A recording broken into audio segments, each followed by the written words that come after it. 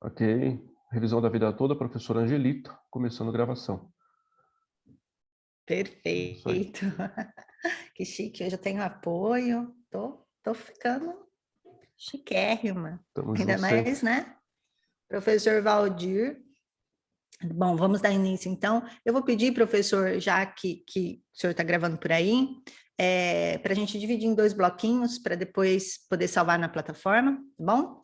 Curso de revisão da vida toda, então, com... Você me avisa quando você quer que eu interrompa, tá? Tá joia, uns 40 minutinhos, assim, né? 40. Começando, então, esse curso em parceria com o professor Valdir, do Direito Mastigado, e do IEPREV. Nós vamos tratar sobre revisão da vida toda. Bem-vindo a todos vocês que estão aqui, sábado de manhã, só os fortes, os guerreiros participando do curso Revisão da Vida Toda. Eu já disse para os alunos que entraram antes que a gente vai dividir em 2 aulas, tá? Porque eu estou com um problema ali na garganta. Hoje nós vamos fazer toda a parte teórica, e no próximo sábado nós teremos o passo a passo do cálculo da revisão da vida toda. Então, eu espero vocês. Só um minutinho, que tem aluno falando que está sem áudio, meu áudio está saindo para todo mundo, ou só para ele que tá com problema? Só para a gente dar sequência. Quem estiver ouvindo bem, digita 1 aí no chat. Faz a gentileza, todo mundo ouvindo. Quem está ouvindo, digita 1 no chat. Só o número 1 no chat.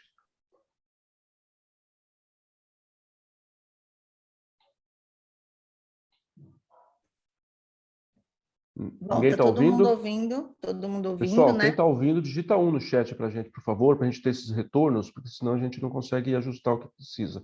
Eu estou ouvindo a professora muito bem, então eu vou digitar o número 1 aqui, ó, no chat. Estou ouvindo muito bem. A maioria está digitando 1. Ok. Então tá tudo certo. Então é isso aí. Então o Então, problema é com o recapitulando, específico lá. José, é o teu fone aí, José. O É. pessoal tá Mas ele ouvindo estava bem. bem no começo, dava para ouvi-lo no começo. Alguma coisa, até o problema no fone dele mesmo. É o problema no fone dele. Como eu ia dizendo para vocês, então, no próximo sábado nós estaremos aqui para fazer o passo a passo do cálculo, e aí eu vou explicar para vocês aquele passo a passo de acordo com a legislação, como se faz a atualização, qual a mudança, tudo direitinho da legislação ao longo do tempo para a realização do cálculo, certo? Então, aguardo vocês no próximo sábado para a prática aí, né, do cálculo. Deixa eu subir o material aqui para compartilhar com vocês.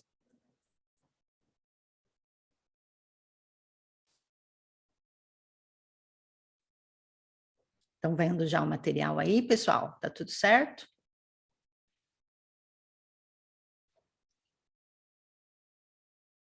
Acho que já está aí com vocês, né? Bom, nós vamos falar, então, hoje sobre revisão da vida toda. Estávamos muito desesperançosos no começo com a revisão da vida toda. Confesso para vocês que no início, quando todo mundo estava aí descrente, eu estava bem feliz com a revisão da vida toda, porque a revisão da vida toda, na verdade, ela acaba sendo uma porta de entrada de novos clientes para o nosso escritório. E vocês vão ver ao longo da aula que esta revisão, na verdade, ela é muito difícil de ser caracterizada, tá? Não é todo segurado que tenha trabalhado em determinado período que pode ter direito à revisão da vida toda, né? Que vai ter vantagem com a revisão da vida toda. Então, ela fica inviável, muitas vezes, de ser caracterizada, da gente entrar judicialmente pleiteando esse direito. Porém, ela é uma porta de entrada do nosso escritório, porque o nome dela, como ela está sendo conhecida, né, por revisão da vida toda, faz com que o segurado acredite que ele tem direito a essa revisão, seja ela qual for, porque se fala da vida toda, né? Como se fosse fazer uma análise de toda a vida laboral dele. E aí ele acha que tem direito e procura o seu escritório para isso, tá? E aí, quando procura o seu escritório, você vai fazer análise só da revisão da vida toda? Não, você vai fazer análise de todas as possibilidades de revisões para aquele cliente, né? Para aquele benefício concedido. Então, por isso que ela é uma porta de entrada e que você, mesmo descrente se ela vai dar resultado ou se não vai dar resultado, você precisa começar a trabalhar, a atuar com ela, a produzir conteúdo nas redes sociais, a falar com os seus clientes para que ocorra aí, né, a indicação boca a boca, porque com isso você consegue alavancar o seu escritório. Eu tenho falado disso, da revisão da vida toda, há muito tempo. Quem já assistiu minha aula já me ouviu contando de quando eu comecei a atuar com a revisão da vida toda, que eu tenho experiência com a ação do FGTS, que é muito parecida, a gente fala de ações em massa, é uma ação que a gente não tem plena certeza de que vai dar certo, mas que traz muito cliente para o seu escritório. E lá em 2013, eu fazia essa ação da FGTS e tive assim, um aumento de cliente no escritório gigantesco. Então, quando tem essas possibilidades de trazer cliente, a gente precisa aproveitar. E a revisão da vida toda, ela é uma dessas ações para o advogado previdenciarista aproveitar. Mas a gente precisa saber exatamente o que é, como identificar, né? É importante que a gente saiba para que não faça aí, né, uma ação que não venha surtir efeito, que não tenha resultado e que a gente só perca tempo e pegue só cliente pensando só na revisão da vida toda e não tenha resultado para o escritório. O que é essa revisão da vida toda? Ela é uma tese. Ela é uma tese que questiona a aplicação de uma regra de transição ao invés da aplicação de uma regra permanente. Como que se deu isso? Olha só, nós tínhamos um sistema de cálculo vocês ouvem muito cliente ainda hoje falar sobre isso, olha, estou contribuindo para a Previdência Social, e aí meu contador, ou meu cunhado, ou meu vizinho falou que quando tivesse faltando 3 anos para eu me aposentar, eu poderia começar a contribuir ao teto, que eu me aposentaria com o teto. Independente se eu tivesse contribuído durante toda a minha vida com o salário mínimo. Essa forma de cálculo existia, e era a antiga redação do artigo 29 da Lei 8.213 de 91, que dizia o seguinte, que o salário de benefício consistia numa média aritmética simples de todos os últimos salários de contribuição dos meses imediatamente anterior ao afastamento da atividade ou da data de entrada do requerimento, até o máximo de 36 meses, apurados em um período não superior a 48 meses. Como que era feito isso? Quando fosse dar entrada com a aposentadoria, ou se a pessoa ainda estivesse trabalhando, né? Da data da entrada da aposentadoria, você retroagiria a um período de 48 meses, e nesse período de 48 meses, você selecionaria 36 meses. Faria a média desses 36 meses e chegaria ao salário de benefício, tá? Então, isso realmente existia. Porém, a Lei 9.876, de 99, alterou o artigo 29. E aí trouxe 2 situações. A primeira situação era a regra permanente, com uma nova sistemática de cálculo, dizendo o seguinte, que os salários de benefício seriam realizados através de uma média simples dos maiores salários de contribuição de todo o período contributivo multiplicado pelo fator previdenciário. Então, a nossa regra permanente, ela está aqui no inciso 1º do artigo 29, que quer dizer que era utilizado todo o período contributivo, fazendo a retirada dos 80% maiores salários, chegando então, né, nessa média, chegando então ao salário de benefício para se calcular a RMI. Porém, nós sabemos que quando vem uma legislação e é uma norma mais rígida que traz prejuízo para o cliente, né, para o segurado, há necessidade de criar-se regras de transição para reduzir o impacto dessa nova norma, certo? E aí, então, no inciso 2º do artigo 29, vem essa regra de transição, dizendo o quê? Que haveria uma regra de uma média simples dos maiores salários de contribuição, correspondendo ao período contributivo, e aí desde julho de 94, tá? Então, passou-se, a partir desta lei, da Lei 9.876, a termos 2 tipos de regras, a permanente e a regra de transição. O que acontece é que o INSS passou a aplicar como se fosse, em tese, uma regra permanente, esta regra de transição, a partir daquele momento, fazendo o quê? Fazendo com que todo cálculo de salário de benefício fosse limitado a julho de 94. Isso ferindo o princípio da isonomia, quando deveriam, né, fazer análise ali do melhor benefício, aplicando para o segurado a regra permanente, se lhe fosse viável. Quem são quais tipos, né, de benefícios que entram nessa forma de cálculo, que podem ter direito à revisão da vida toda? Todo aquele benefício que é realizado o cálculo utilizando-se a regra de transição, quando lhe fosse mais benéfico, na época, a regra permanente. Então, tem direito à revisão da vida toda, todos aqueles benefícios concedidos dentro de um período. Que período é esse?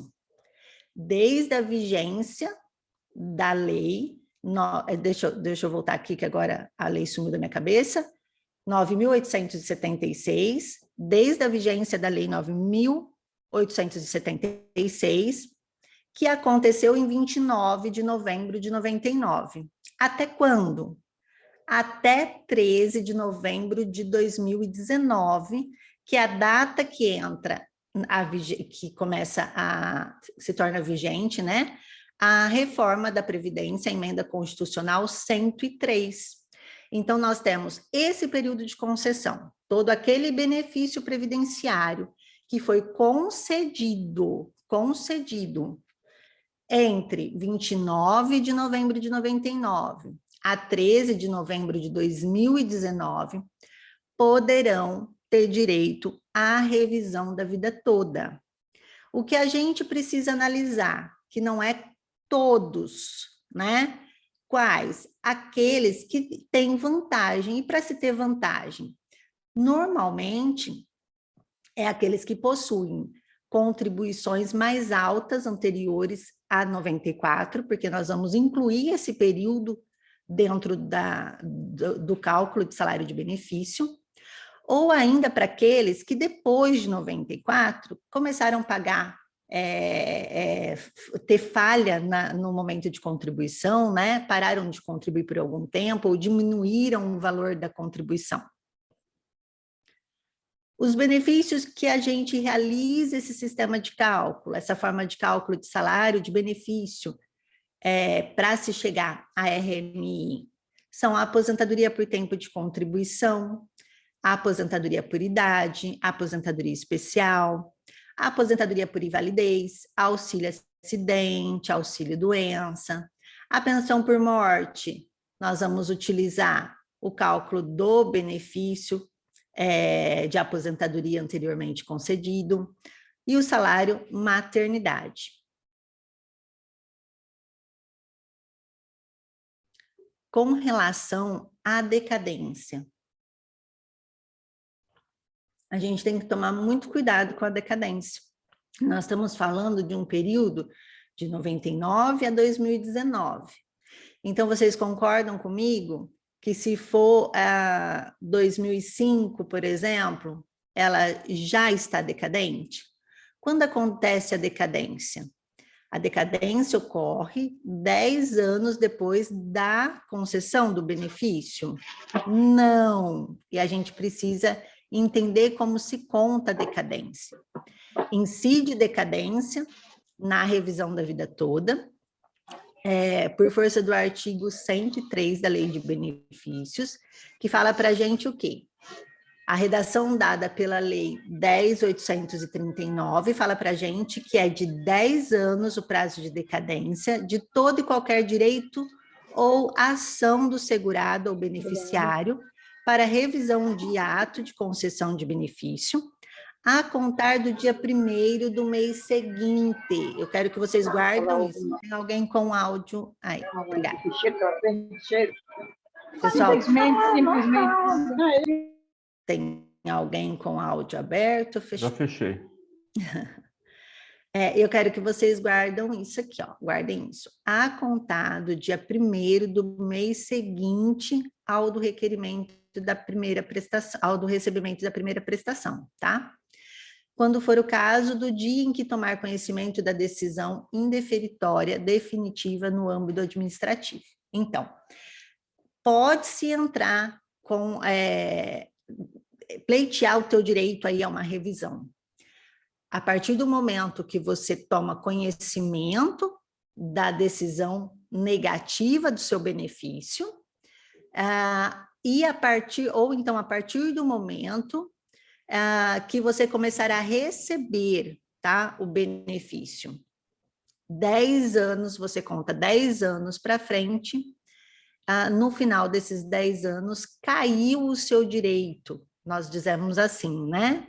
Quer dizer que no final desses 10 anos, não é que você não tenha mais o seu direito, você não tem mais o direito de reclamar por ele, tá? É isso que quer dizer a decadência. A nova redação do artigo 103 da Lei de Benefício fala para a gente o seguinte: o prazo de decadência do direito de ação ou da ação do segurado ou beneficiário para a revisão do ato de concessão, indeferimento, cancelamento ou cessão de benefício e do ato do deferimento, indeferimento ou não concessão de revisão do benefício é de 10 anos. Contados, então, primeiro, do dia 1º do mês subsequente ao do recebimento da primeira prestação, ou da data em que a prestação deveria ter sido paga com o valor revisto, ou do dia em que o segurado tomar conhecimento da decisão de indeferimento, cancelamento ou cessação do seu pedido de benefício ou da decisão de deferimento ou indeferimento da revisão do âmbito administrativo. Como que a gente vai analisar isso? Deixa eu passar aqui para vocês, espera aí. Aqui. Como que a gente vai analisar isso? Como que a gente vai identificar, então, a decadência? Nós vamos verificar a data do início do benefício. O que é a data do início do benefício? É a partir de quando ele começou a ser pago, tá? A partir de quando é devido o valor de benefício para o segurado. Essa data de início de benefício, ela é diferente da DER. A DER, ela é a data de entrada do requerimento. E aí a gente tem muitas vezes a DIB anterior à DER. Quando que ocorre isso? Quando se trata, por exemplo, de um direito adquirido, então a gente pode ter a DIB anterior à DER, a gente pode ter a DIB na DER e a gente pode ter a DIB após a DER, quando a gente pede ali a própria alteração para a inclusão de outros benefícios, para reconhecimento de direito, enfim, é a data do início do pagamento desse benefício, tá? Quando que é a data do recebimento da primeira prestação? Quando o INSS vai efetivamente pagar o segurado, quando que ele vai receber pela primeira vez? Como que a gente sabe isso? A gente tira o extrato de pagamento de benefício do segurado dentro do portal do meu INSS. Quando vem a carta de concessão de benefício, não fala para ele assim, olha, você vai tal dia no banco, tá? E aí você vai receber o seu primeiro pagamento vai ser tal dia. Então, a partir de tal dia está liberado no banco. Esta é a data de recebimento do primeiro recebimento de prestação aí do INSS. Ah, mas Angelita, aqui este exemplo que eu estou dando para vocês, ó, a data do início do benefício foi 15/12/2011. Ele foi receber somente em 8/1/2012. Vocês concordam comigo que se o benefício foi concedido a partir de 15/12, ele recebe esse atrasado, certo? Mas quando que ele recebeu esse atrasado? Quando foi o primeiro pagamento efetuado para ele? Foi dia 8/11/2012. E aí a lei fala para a gente o quê? Que inicia-se a contagem da decadência no primeiro dia do mês subsequente ao mês do primeiro recebimento, da primeira prestação, certo?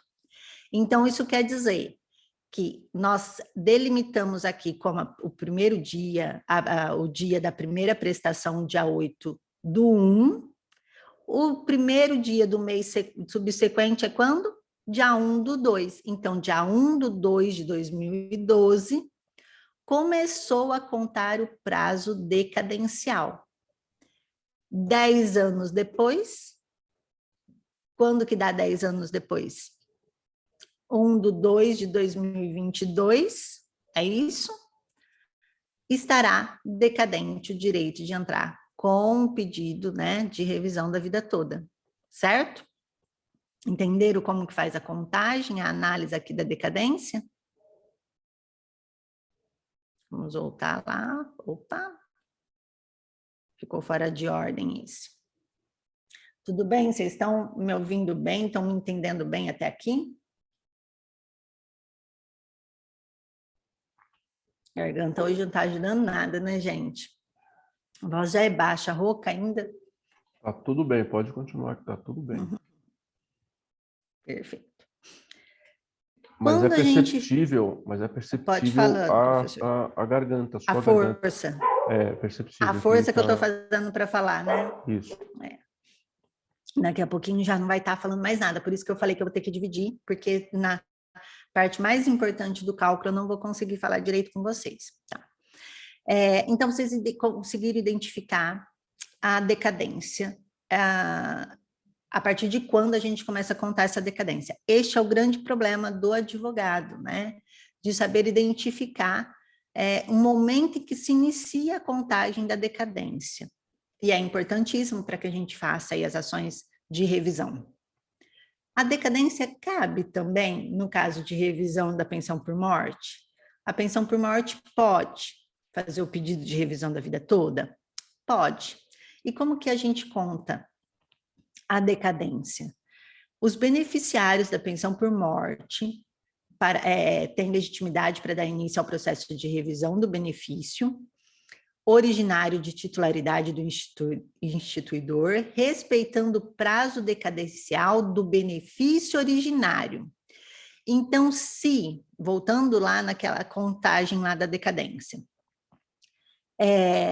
se a pensão, por exemplo, foi concedida 5 anos depois do benefício originário, o que seria o benefício originário? A pensão ela foi concedida em cima de uma aposentadoria pré-existente. Então, nós precisamos analisar a data da primeira prestação paga daquela aposentadoria pré-existente. E é a partir daquela aposentadoria, né, do falecido, que a gente vai determinar esse prazo decadencial para a pensão por morte. Então, tome muito cuidado com isso. Não é o primeiro pagamento da pensão por morte, a não ser que o segurado, quando faleceu, não recebia benefício de aposentadoria, tá? Se ele não recebia, tá, qual que vai ser, então, o primeiro pagamento? Vai ser referente à pensão por morte. Agora, se ele recebia um benefício de aposentadoria, se já havia sido feito um cálculo, né, de salário de benefício, uma concessão de benefício anterior à data da pensão por morte, então nós temos um benefício anterior e é a partir dele que se conta o prazo decadencial. Com relação à prescrição, incide prescrição? Então, primeiro vamos entender a diferença entre decadência e prescrição, tá? Prescrição, a decadência é o meu direito de reclamar algo, tá? E a prescrição, na verdade, é o meu direito de cobrar, né? Do período a se cobrar, tá? Então, eu tenho 10 anos para ingressar com um pedido, mas eu só posso cobrar, eu só vou receber de atrasados os últimos 5 anos. Da data que eu entrei com a revisão, eu tenho prazo prescricional de 5 anos retroagindo dessa data que eu entrei com a revisão. Então, olha só. O artigo 103 fala o seguinte, que prescreve em 5 anos a contar da data e que deveriam ser pagas as prestações. A súmula 85 do STJ fala para a gente que nas relações jurídicas de trato sucessivo, em que a Fazenda Pública figure como devedora, quando não tiver sido negado o próprio direito reclamado, a prescrição atinge apenas as prestações vencidas antes do quinquênio anterior à propositura da ação. Também, né, os últimos 5 anos. Aqui eu não fiz alteração pela IN 128, mas tem também na IN 128, da mesma forma. Nas restituição de valores pagos indevidamente em benefício, será observada a prescrição quinquenal, salvo se comprovado ali a má-fé. Quando que se vale a pena dar início aí, né, fazer a revisão da vida toda para os segurados? Quando eu analiso que o segurado, o meu cliente, ganhava muito bem antes de 94, e depois de 94 começou a ganhar menos, né, a contribuir menos para a Previdência Social. Isso daqui, esses 3 pontos que eu separei para vocês, é a experiência de análise mesmo das revisões. Mas olha só, vamos imaginar o cenário normal aí do trabalhador. Ele inicia a sua vida laborativa ganhando menos.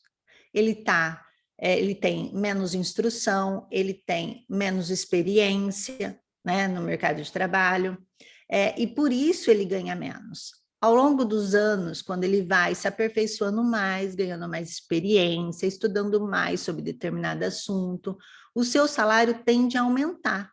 Por isso que eu digo para vocês que a revisão da vida toda, a gente tem que tomar muito cuidado na análise. Por quê?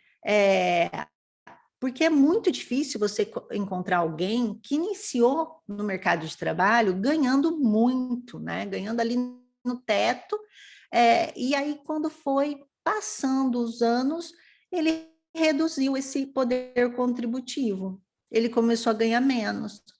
Quando que a gente identifica, assim, de cara a possibilidade de uma revisão da vida toda? Quando a pessoa trabalhava, ganhava bem, e de repente ficou desempregada. E aí ela passou um período desempregada sem conseguir verter contribuição para a Previdência Social.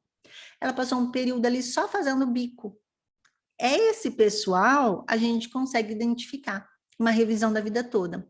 Agora, se você for pegar realmente um profissional que trabalhou a vida inteira numa mesma empresa, né? Ou que exerceu o mesmo tipo de atividade durante o longo da vida. Sei lá, vamos pegar um engenheiro, a vida toda como engenheiro de uma empresa, ou de várias empresas, mas como engenheiro. O padrão de vida dele, o poder aquisitivo dele, o poder contributivo dele permaneceu sempre o mesmo, não teve alteração. Então, como que eu identifico a revisão da vida toda? Quando, na verdade, o segurado da Previdência Social, ele teve uma redução no seu poder contributivo, ele passou a contribuir menos depois de 94. Ou então ele deixou de contribuir em algum momento, depois de 94, tá? Fazendo com que, se eu trouxer todos os períodos dele anterior a 94 para o cálculo, né, para a média contributiva ali do salário de contribuição, e o aumento desses salários, a integração desses salários na média, faz com que essa média aumente, tá? Então, é aí que eu vou conseguir realizar a revisão da vida toda. Nos demais casos, e aí eu vou falar com vocês com certeza, de 100% de entrar no seu escritório, 60%, 70% não vai valer a pena ingressar com a revisão da vida toda. Vamos iniciar, então, pela análise da DIB. Eu até dei uma antecipadinha para vocês, a hora que eu falei da decadência, a análise da DIB. A DIB, então, ela é a data do início do benefício. É a data em que o INSS reconheceu o direito, né? A partir de quando se preencheu todos os requisitos. Ele pode ter sido preenchido, como eu disse para vocês, antes da data da entrada do requerimento, e pode ter sido preenchido também depois da data do requerimento. Então, a data do início do benefício, ela varia, tá? Ela pode variar. Se essa data do início do benefício aconteceu antes de 29/11/1999, que data é essa? É a data que teve a alteração do artigo 29? É a data que entrou em vigência a alteração do artigo 29? Se o benefício foi concedido antes dessa data, não cabe revisão da vida toda. Por quê? Porque não foi aplicada a regra de transição no cálculo, e sim a regra anterior à Lei 9.876, tá? Então, aqui, neste momento, antes de 99, que regra que foi aplicada? Foi aplicada lá a média aritmética simples dos últimos 36 salários de contribuição. Lembra que a gente falou lá no comecinho? Se a data do início do benefício, quando o segurado completou os requisitos, né, que foi concedido ali a aposentadoria, o benefício previdenciário dele, se essa DIB foi após 29/11/99 e for há mais de 10 anos, incide a decadência. Então, não dá para a gente entrar com a revisão porque incidiu a decadência. Passou-se mais de 10 anos da data que originou aí o benefício previdenciário, tá? Se o cálculo da revisão for vantajoso, se vocês analisarem e ver que vale a pena entrar, e aí eu falo para vocês avaliar isso com muito cuidado, vocês podem utilizar uma das teses ali do afastamento da decadência. Porém, digo para vocês que isso é de muito risco. Precisa realmente avaliar se vale a pena, tá? Quando a DIB aconteceu após 29/11/99, e isso faz menos de 10 anos, faz menos de 10 anos que a pessoa recebe benefício da Previdência Social, bingo, né? Acertou. É aqui que você pode ingressar com a revisão da vida toda. Quando? Quando for vantajoso, quando você realizou o cálculo do salário de benefício, realizou ali, chegou na RMI do valor do benefício, e utilizando aqueles salários anteriores a 94, houve vantagem. O salário, o valor da RMI aumentou. Se aumentou e se a concessão foi feita após 29/11/99, né, e for a menos de 10 anos, aí sim, é aqui que você vai entrar com a revisão da vida toda.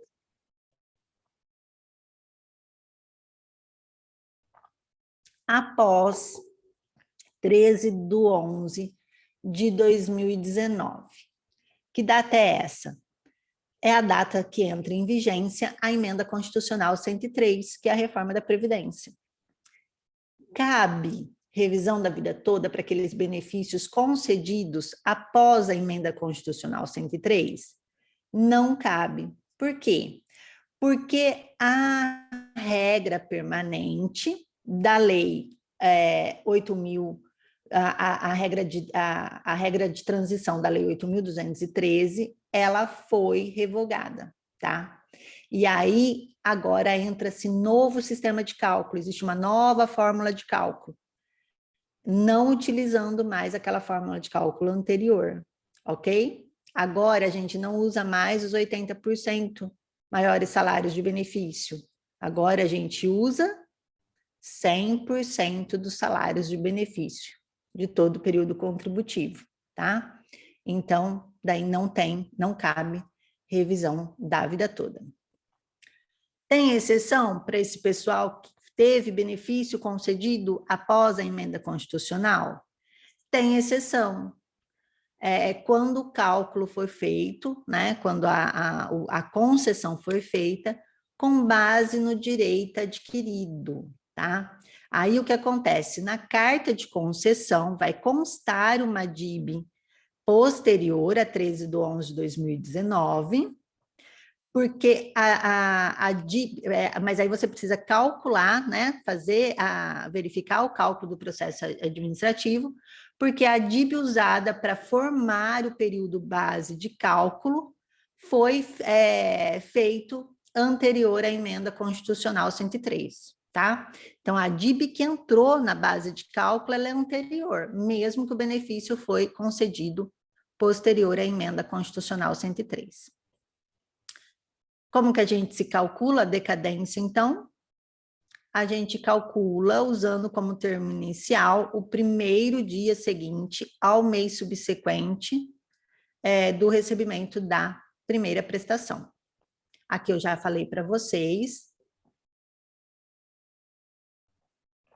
já expliquei para vocês quando que é a data do início do benefício, a data do recebimento da primeira prestação e o termo inicial de decadência. Já falamos aqui também quando que vale a pena. Eu vou pedir para o professor finalizar aqui esse módulo, a gente começar no módulo 2, falando aí do documentos para entrar com a ação. Só para a gente finalizar a gravação, para poder salvar com vocês em bloco pequeno para assistir depois. Combinado? Professor Valdir, tá aí? Acho que o professor Valdir deu uma saidinha.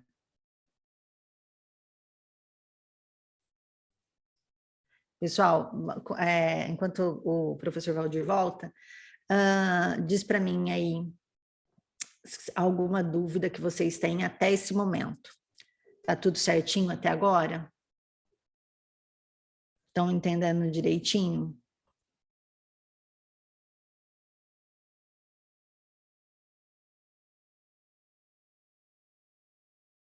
Vamos lá, fala comigo. Aline, Rita, Simone, Clarinda. Certo. Tudo certo, Aline? Não vou conseguir fechar por aqui.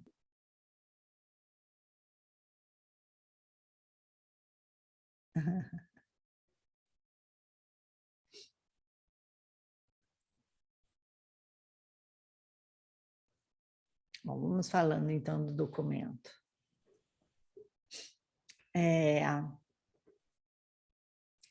Quando a gente recebe o cliente no escritório de advocacia para análise da revisão da vida toda, é importantíssimo, importantíssimo, que primeiro ponto vocês identifiquem aí a DIB e a decadência, tá? Para que vocês não percam tempo. Então, esse é o ponto principal. Ali de cara, você já consegue excluir, né? A necessidade de fazer um cálculo, de não fazer um cálculo, de analisar o restante dos documentos, de não analisar.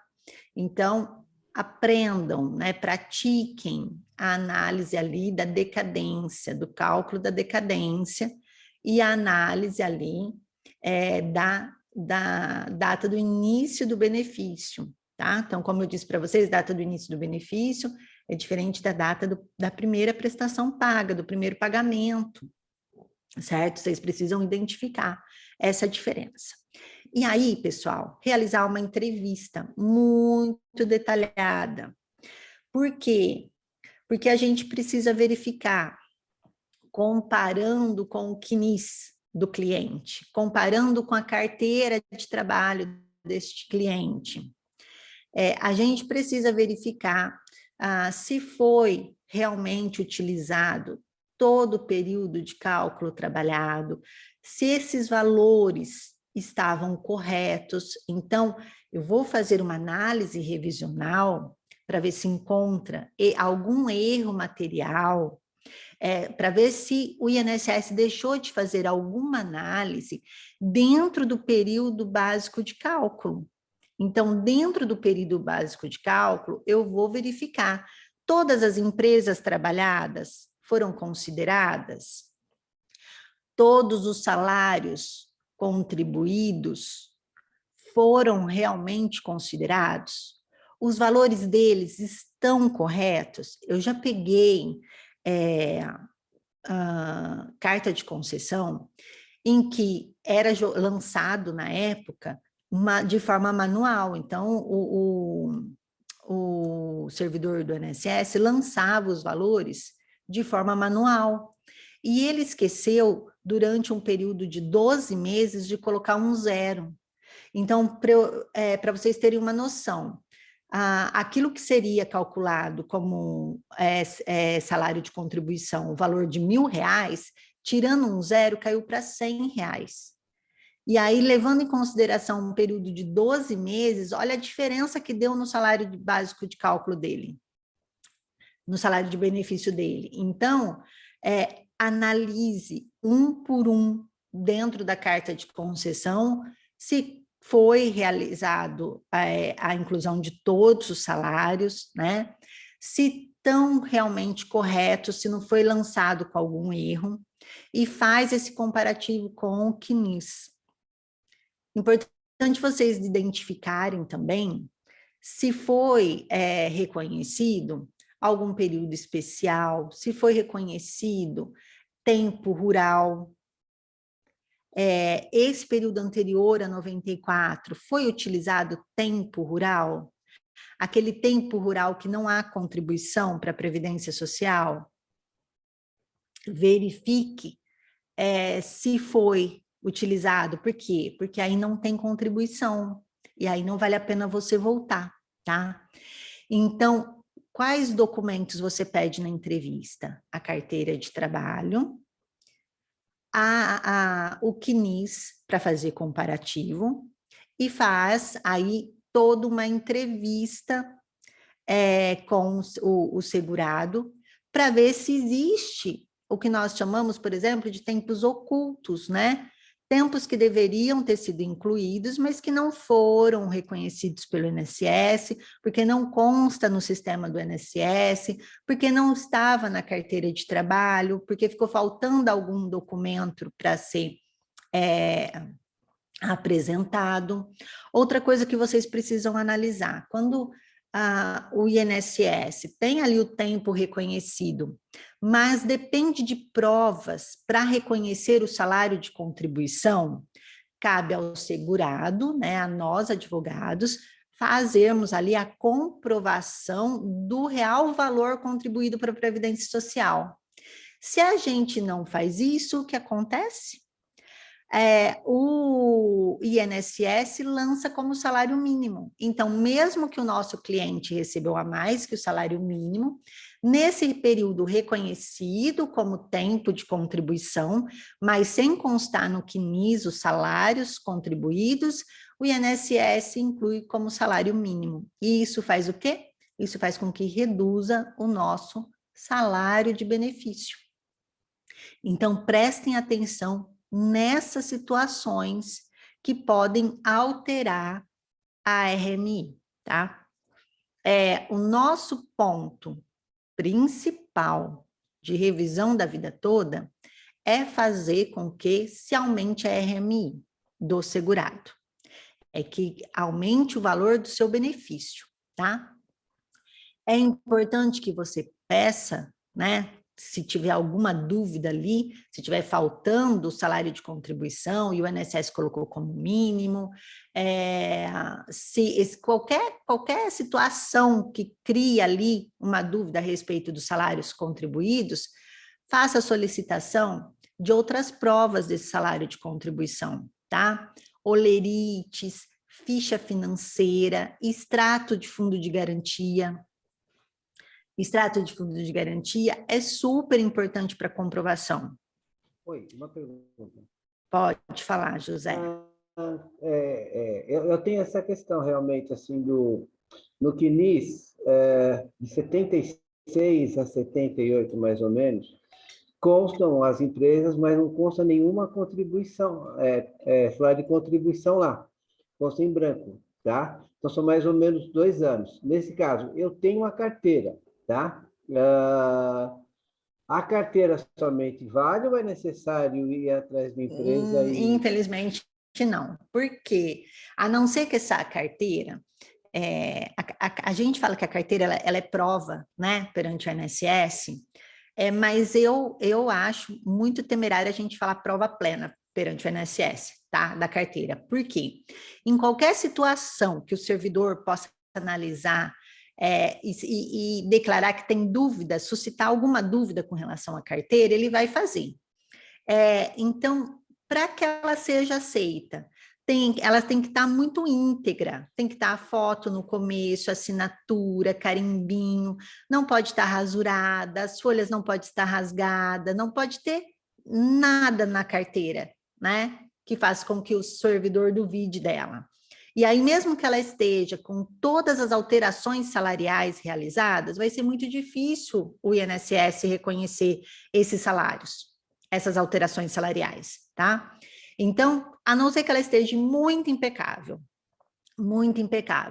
Do contrário, tem que pedir relação de salário de contribuição para a empresa. Eu não sei quanto tempo você advoga, mas, assim, no começo da minha advocacia, nós não tínhamos o CNIS. Nós não tínhamos em mãos essas relações de salário para conferir, para debater. Era solicitado para a empresa, toda vez que fosse fazer a aposentadoria, nós solicitávamos da empresa essa relação de salário de contribuição. E aí eles entregavam, tipo de uma fichinha, assim, cada folhinha com as 12 contribuições do ano. Então, era trazido e a gente juntava dentro do processo, tá? Então, empresas mais antigas, elas estão habituadas com isso. Você solicita relação de salário de contribuição do período laborado. Ok? Para a empresa. Para a empresa. Por exemplo, no caso era o Banco Mercantil e o Banco Bandeirantes, que hoje virou Banco Itaú. Passou a ser Unibanco, agora é Itaú. Ela tem por obrigação manter esse documento ou essa informação para poder me disponibilizar mesmo depois de 30, 40 anos. Então, aí que tá. Aí já é uma outra legislação, né, previdenciária, trabalhista, na verdade. Salvo engano, eles têm que manter aquilo ali arquivado durante 20 anos. Tá? Professora, oi. Peço desculpas, aconteceu um imprevisto aqui, eu tive que me ausentar por uns minutos. Tranquila, a gente está batendo papo aqui. Você conseguiu encerrar aí o bloco? Começar? Não consegui. Então vamos encerrar agora e recomeçar, Tá. pode ser? E aí a gente volta aqui, continua com os documentos. Pode Então ser. a gente está encerrando o primeiro bloco de revisão da vida toda com a professora Angelita. E encerramos a gravação e reiniciamos para dar entrada direta no segundo bloco.